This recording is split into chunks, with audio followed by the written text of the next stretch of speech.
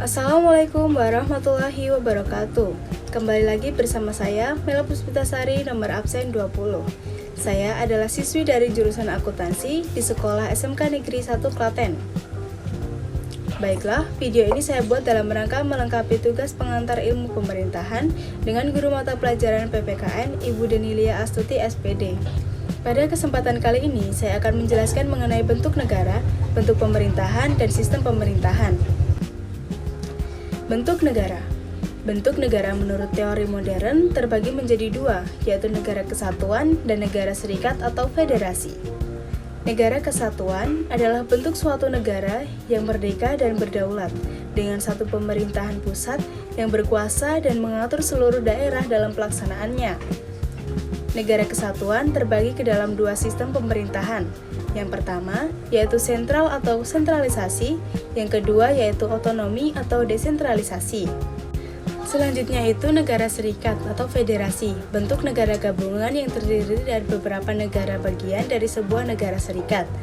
Penyerahan kekuasaan dari negara-negara bagian tersebut kepada negara serikat dikenal dengan istilah limitatif atau satu demi satu. Bentuk negara dapat dilihat dari sisi pelaksanaan dan mekanisme pemilihannya, di mana terdiri dari monarki, oligarki, dan demokrasi. Pada monarki adalah pemerintahan yang dikepalai oleh raja atau ratu monarki sendiri, terbagi menjadi tiga, yaitu monarki absolut, monarki konstitusional, dan monarki parlementer. Oligarki. Oligarki adalah pemerintahan yang dijalankan oleh orang-orang yang berkuasa dari kelompok-kelompok atau golongan-golongan tertentu. Selanjutnya yaitu demokrasi. Demokrasi adalah pemerintahan yang berdasarkan kedaulatan rakyat. Bentuk pemerintahan. Bentuk pemerintahan terbagi menjadi dua, yaitu monarki dan republik.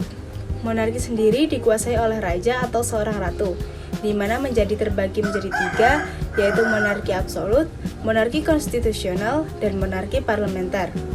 Bentuk pemerintahan republik yaitu dikuasai oleh seorang presiden, di mana republik terbagi menjadi tiga, yaitu republik absolut, republik konstitusional, dan republik parlementer.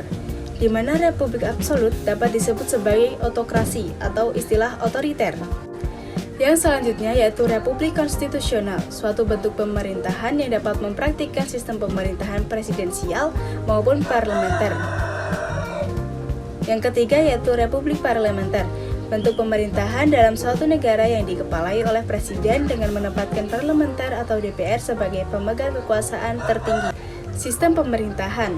Sistem pemerintahan terbagi menjadi empat, yaitu presidensial, parlementer, semi-presidensial, dan komunis. Di mana presidensial adalah sistem pemerintahan negara republik yang mana kekuasaan eksekutif dipilih melalui pemilu dan dibedakan dengan kekuasaan legislatif. Dalam sistem ini, presiden cenderung lebih kuat dan tidak dapat dikudeta kecuali melakukan tindakan pelanggaran. Parlementer adalah sistem pemerintahan di mana pihak parlemen berperan aktif dalam pemerintahan. Hal ini dibuktikan dengan wewenang parlemen untuk mengangkat dan memberhentikan perdana menteri. Selanjutnya yaitu semi-presidensial, sistem pemerintahan yang menggabungkan dua sistem pemerintahan, yaitu presidensial dan parlementer. Sistem ini disebut juga eksekutif atau eksekutif ganda. Selanjutnya yaitu komunis. Komunis merupakan sistem anti-liberalisme dan menentang kepemilikan akumulasi modal pada suatu individu tertentu. Baiklah, sekian penjelasan dari saya mengenai bentuk negara, bentuk pemerintahan, dan sistem pemerintahan. Jika ada salah dan janggalnya, mohon dimaafkan. Saya akhiri dengan wabillahi taufiq wal hidayah. Wassalamualaikum warahmatullahi wabarakatuh.